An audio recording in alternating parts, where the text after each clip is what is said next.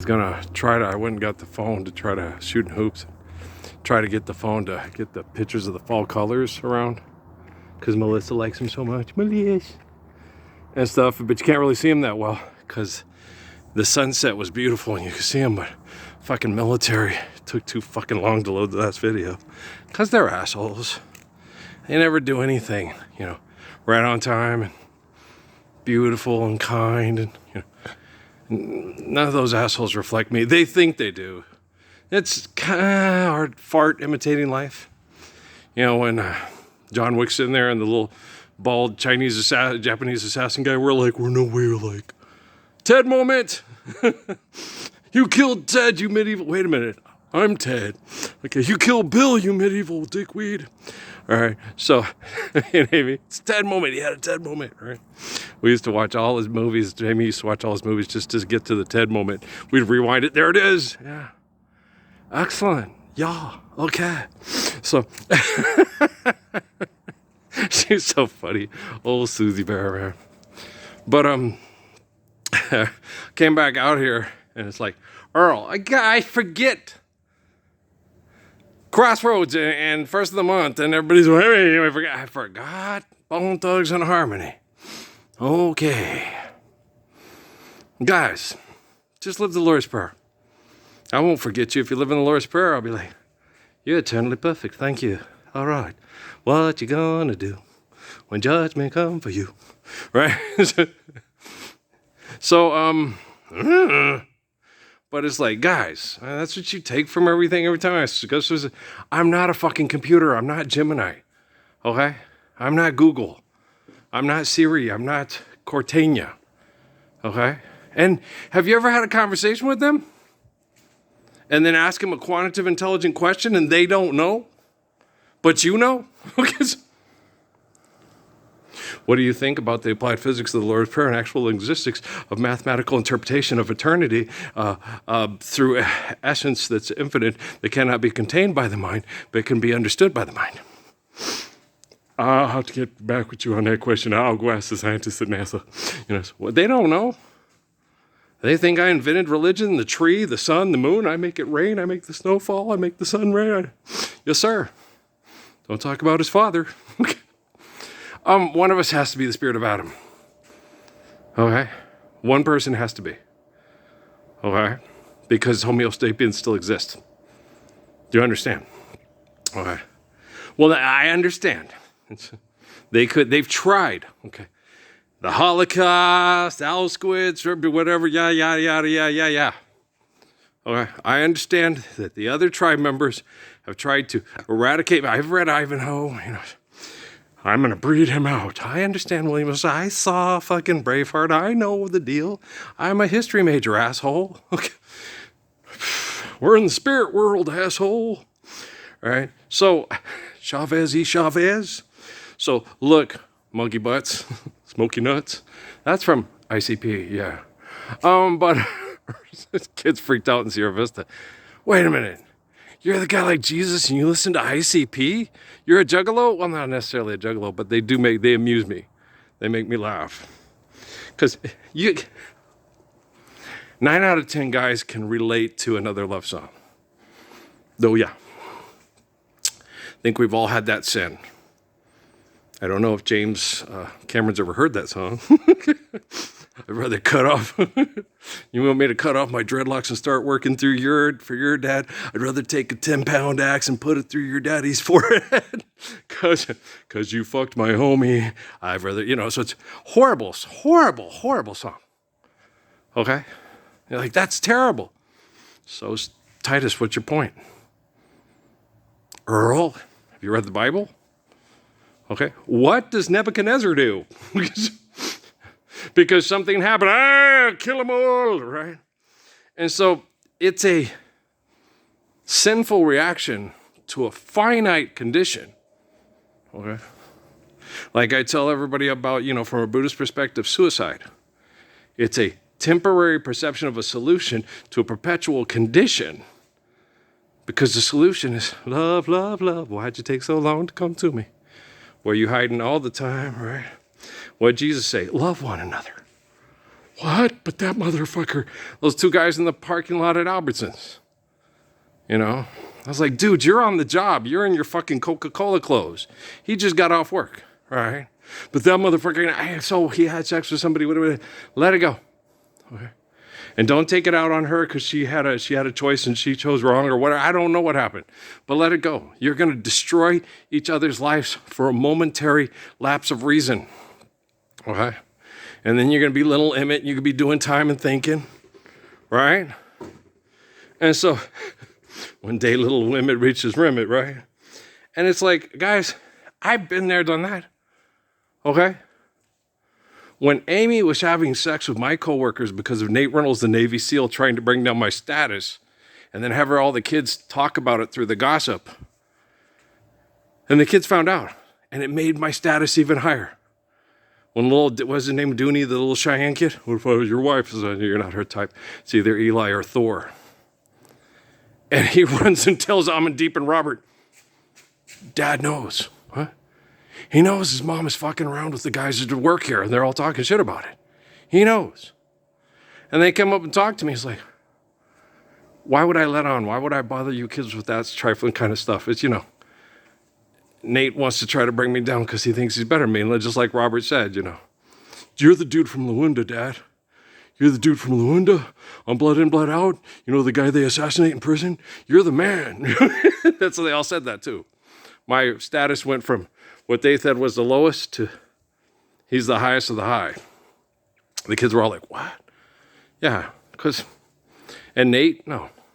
And when Nate, the kid from Stockton, with all the tats, and I talked to him about him and told him, okay, I'm sorry about that, blah, blah, blah, blah, blah, So I was real respectful to him about his life that he had on his tats. Just like when they locked me up with the guy near the shit toilet at DA Detention Center. And the kid was impressed. And he got in there and the other guys were giving him all that Missouri, Wyoming cowboy shit, and he got tired of it. Then he started acting out and said, go get me the guy that talked to me about Stockton. And Nate, no, he buys into the kids, he buys into the culture. So they sat over there and Nate comes back in with bloody knees and all that because the kid had the cold case right up because he wanted to talk to me. So I could talk to these cowboys and say, hey, they need to show me more respect. They're talking shit about my family. And I'm not talking shit about theirs, but now it's going to happen. It's on. Right? And Nate just came back, see what those kids gonna. I'm like sitting there watching the other kids, and then one of the kids acted up. The kids got up before that. This was before they found out about Amy screwing around with all the guys. And they sit there, well, he's the weakest. I was like, Craig's the one that kiss ass they all kiss ass to Nate. I'm the only one who stands up to Nate and says, hey, you need to respect these kids' culture, and you need to respect their families. You need to quit telling them, that being them is bad or wrong. These black kids and these Mexican kids are from different people, okay? And there is a thing called ashy, and it's not psoriasis. It's just dry skin because of the amount of melanin they have in their skin that we do not have, okay? I'm married to black women, dumbass. I know my scalp.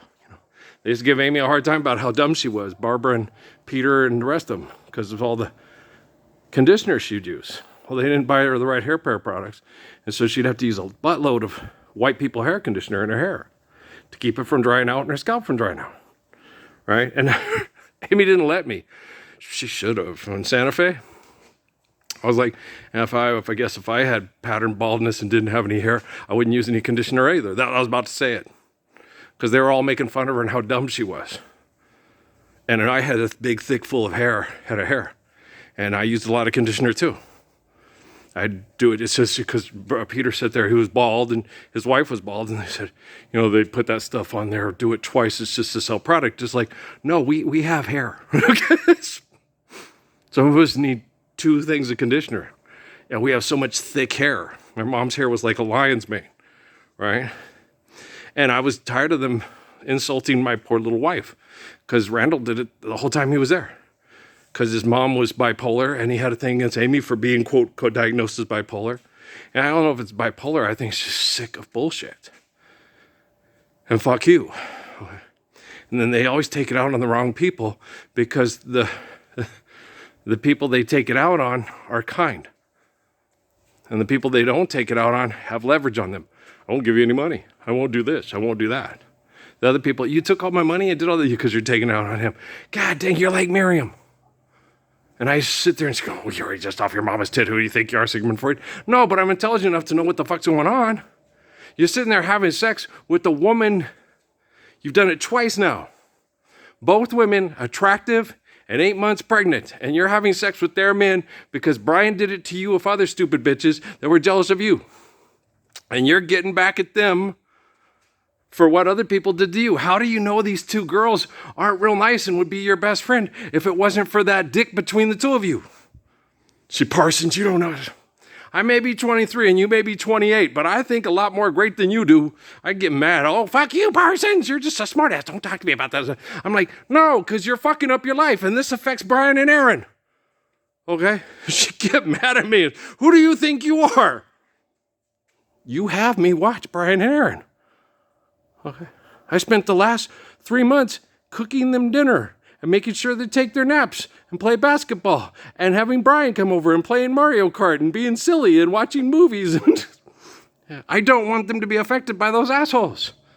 I don't want Tito and I don't want Bobby around my boys. And I don't think that Peter and Jackie and your mom want them around either. Okay. Gosh dang it. I get mad. Who do you think you are? You think you're my dad? No, I don't think you're a dad. I don't know. That's why Brian would sit there, Ralph, why can't you be my dad? We never had those conversations in front of Brian and Aaron because I didn't want them to disrespect their mom.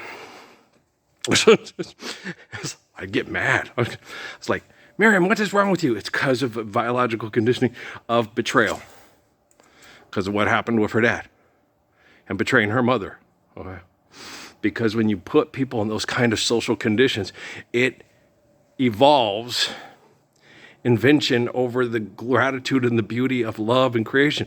And you guys got to understand that, when I was listening to a song before I turn it off, Shaggy and Rick Rock. It wasn't me, right?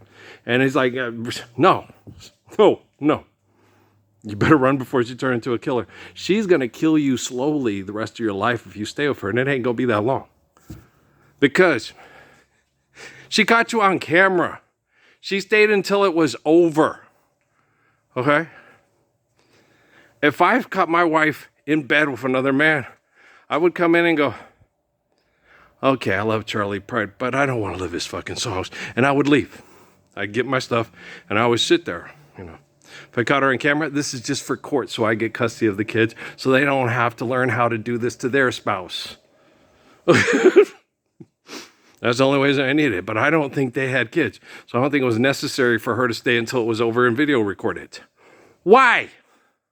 Unless you want to masturbate to it later and say, she's really hot. Think she'll enjoy sex with me too? All right? My wife was socially groomed and abused by military intel through propaganda, through social training to invent certain conditions to have people into tribal secular warfare and have them in religious or anti-religious groups and so forth, okay?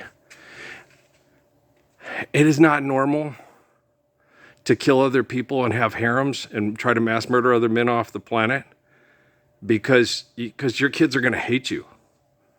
Okay, because you're a disgusting person and no one can trust you and you can't keep a commitment to a relationship that's kind and loving and protecting and caring. Okay. How sacred is the sexual relationship between a man and a woman? Yeah, I don't want to see my wife fucking someone else. I'm out of here. I'll be gone in the morning I'll be gone. So I ain't got time for hanging on. Please don't think you've done nothing wrong when you wake up in the morning and find me gone. I just ain't got time for this shit. Like I told the girls in the service, I could be the best lover in the whole world. And if only one woman knew about it, that would be perfectly all right with me. That would be preferable, right? Because there's nothing wrong with wanting to love a woman and be loved by a woman. It's just really hard to do when you're denied the applied physics of the Lord's Prayer. When Psalms is an incantation and proverb is a bad equation because it's written down by maniacs that murder and misinterpreted by maniacs that murder today that call themselves scientists. I'm a scientist. I'll solve all your problems and I'll discover the mysteries to the universe. There are no mysteries to the universe. It exists The laws are working. We're alive. Let's understand and obey the laws. Let's not try to destroy it all so we can try to rebuild it and let the ego fuck up the glory of creation with invention. Thank you very much. Thank you very much. Okay, I love you guys. We'll probably talk later tonight. We'll see. Peace out, man.